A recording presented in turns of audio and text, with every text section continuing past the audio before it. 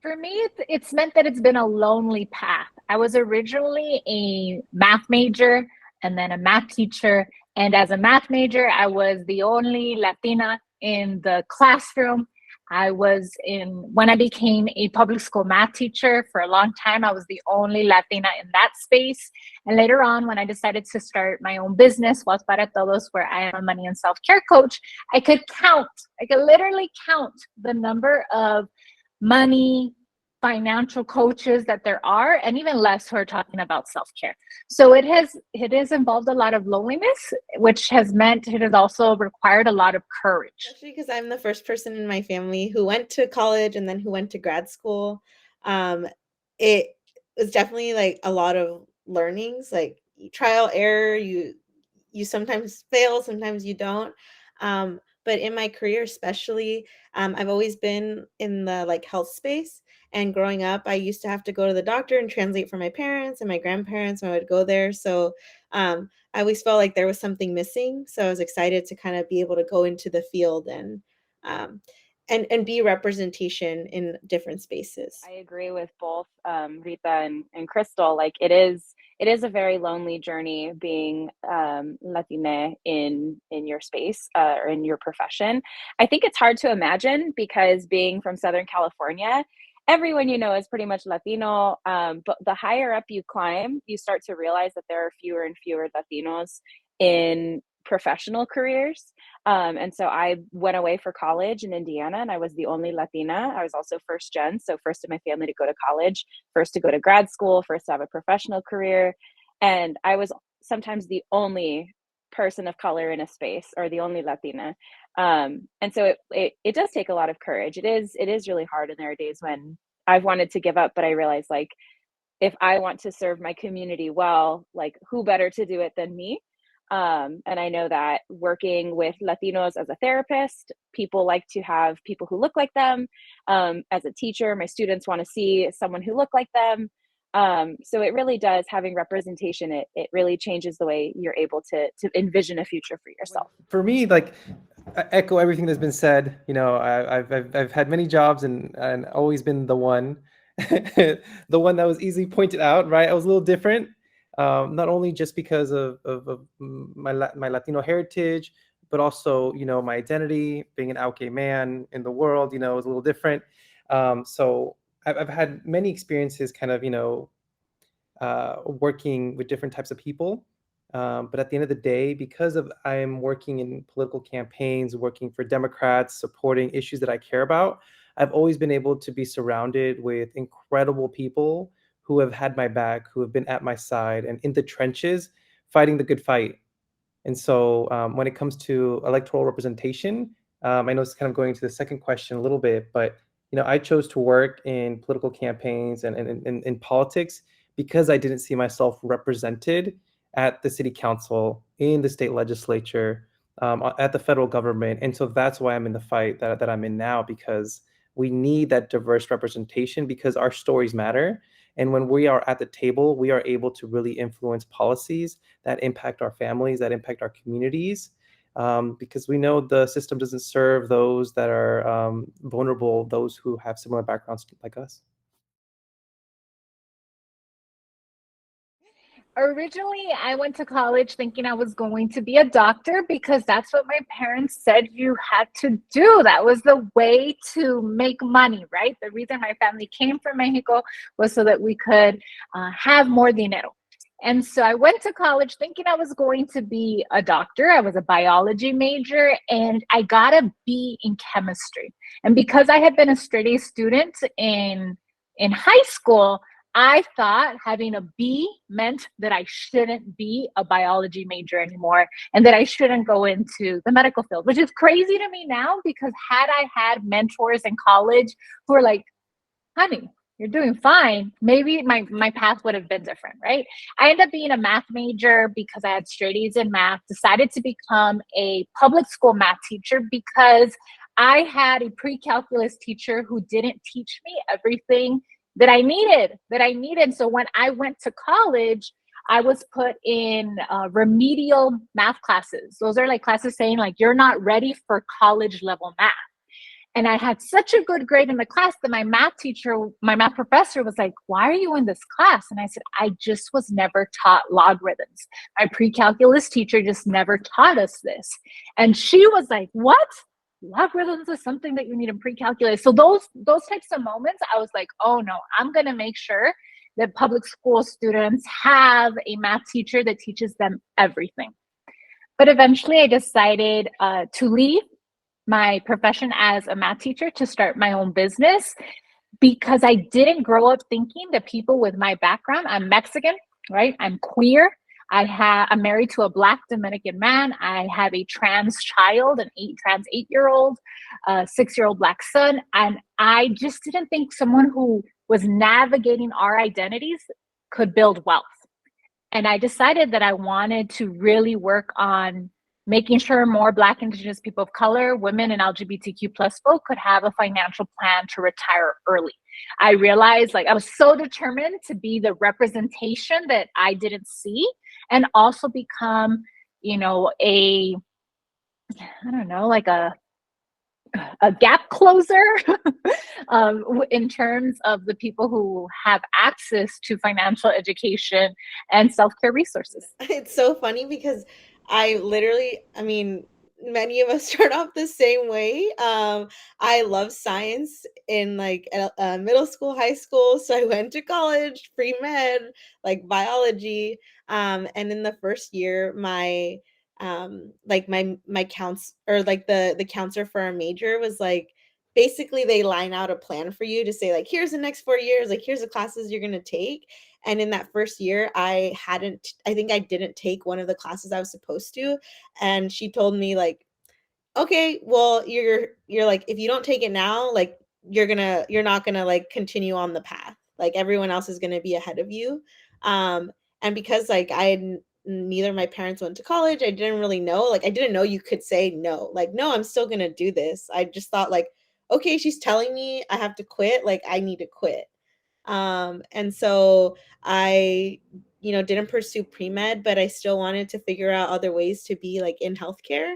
And so that's why I was like really excited about public health. And that's where I went to get my master's in, especially because like there are so many ways you can influence like healthcare, especially for Black, Indigenous people of color. That doesn't mean you need to be like a healthcare provider. And so my track has been a little different. Like I remember in middle school, they used to tell us like, you're going to have a job that doesn't even exist yet. And I was like, that doesn't make sense, but okay. And now like 20 years into the future, it's true. And so like some of the work that I'm doing right now is like on like chat AI work, like for CVS, which like didn't exist 20 years ago. And like figuring out ways to make it more equitable, like for everyone.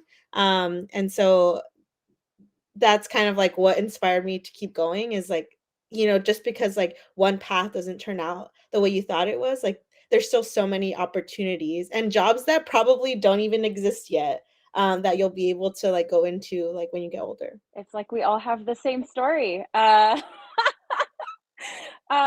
also thought I was going to be a doctor. I went the pre-med route. When I was in middle school, I didn't even actually care about college. I wanted to leave home. I wasn't happy. I felt like I was just really stuck. And as much as I love my family and my family loves me, things just didn't feel healthy in the house. And I knew I needed to leave. And in my brain, in sixth grade, we went on a field trip to go to college. And I was like, you could live here. So for me, I wanted to go to college so I could live somewhere else for 4 years. That was the only reason I wanted to go to college. And the whole reason I said I was going to be a doctor is because it sounded cool. Everyone respected it. My parents were like, oh, my daughter's going to go to college and be a doctor.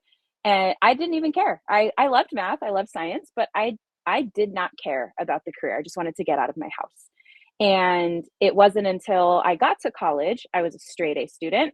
And because I wanted to be a straight A student so I could get a scholarship, so then my parents don't have to pay for it and I can go live somewhere for 4 years and figure out my next plan. And I went to one of the best colleges in the country. Like I said, I was the only Latina, and I was failing for the first time in my life. I failed my chemistry exams. I failed my math exams. My writing, I was a really good writer, and my writing professors were telling me that I didn't write very well. And it was the first time I realized that where I grew up did not have the same access to opportunities as kids who grew up in other places. I experienced a lot of racism in college because I went to a predominantly white college. And so that was really hard to navigate. And a lot of people made a lot of assumptions about me. And I realized for myself that I didn't know what I wanted to do with my life. I didn't know what career I wanted, but I wanted to make sure that any person who goes to college feels like they deserve to be there and that they are prepared and not meant to feel like they have to take a different path because they're failing a class or they're not able to, to meet certain requirements. So it led me on a really long journey. I found myself working as a housing case manager. So I was working with people experiencing homelessness right after I got out of college. And then from there, it kind of led me into teaching, where I realized a lot of people who end up experiencing homelessness didn't have certain foundations or supports when they were younger. So that's why I decided to become a teacher. And then when I was a teacher, I started realizing there's a lot of stuff happening at kids' homes that they need help and support with. So I went into social work and became a therapist.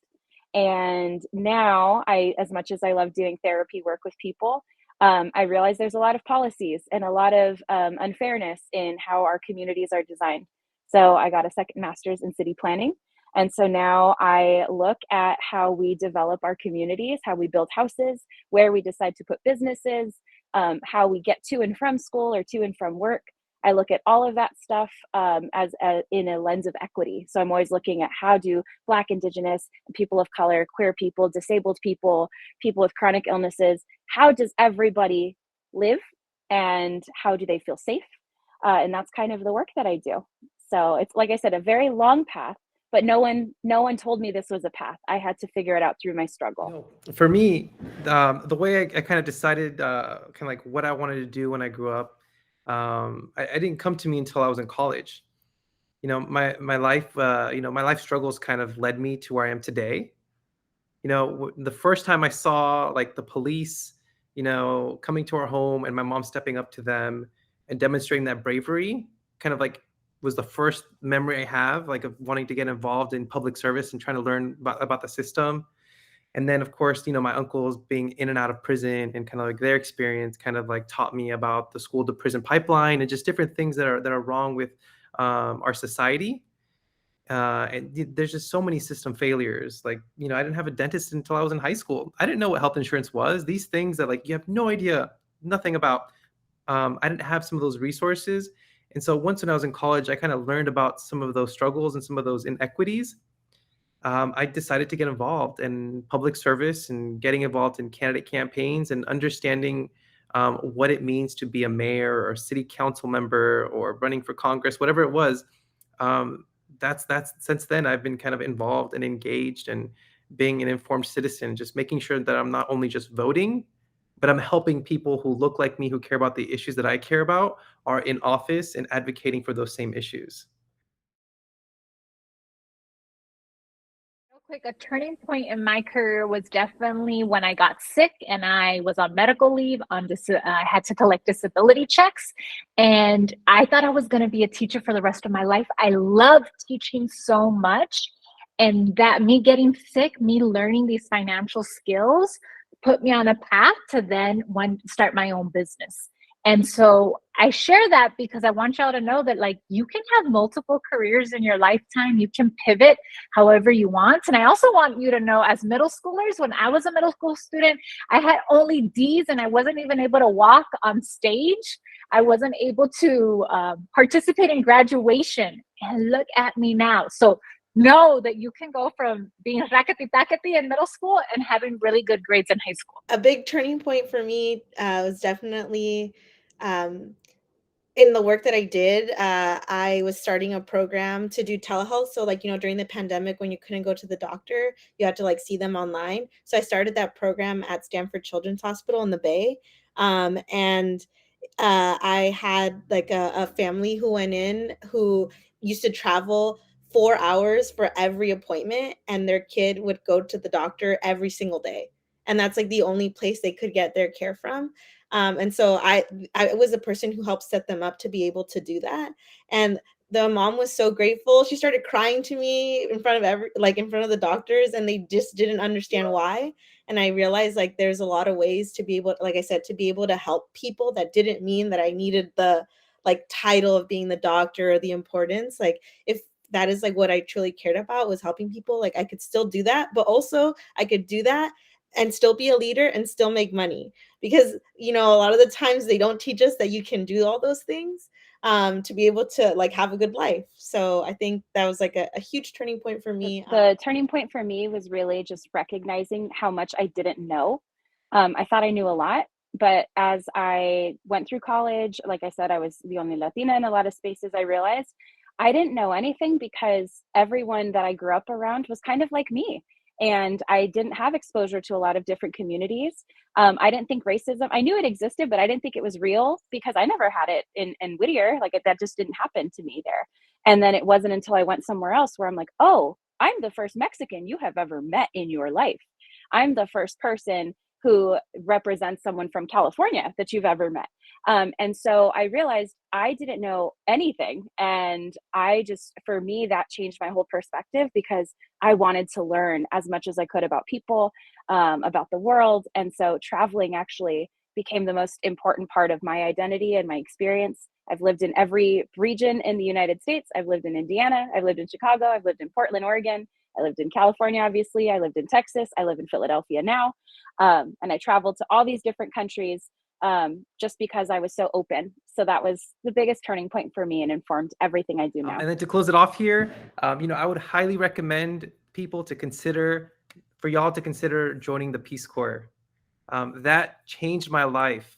Living in a village in the middle of nowhere. I was in Uganda, so I was in a village. I had no running water. I had very little electricity. I didn't have fast speed internet. I had internet when I had money, but it was an incredible, worthwhile, life-changing experience being put in a place to live and experience what most people do across the world. And so the Peace Corps really kind of gave me a different perspective on life, purpose, and kind of gave me just an insight into how my mom was raised in Mexico, how my grandma lived most of her life, right? Without running water, without electricity and things like that. And so really, really encourage y'all to kind of look into the Peace Corps and think about where you could see yourself after college.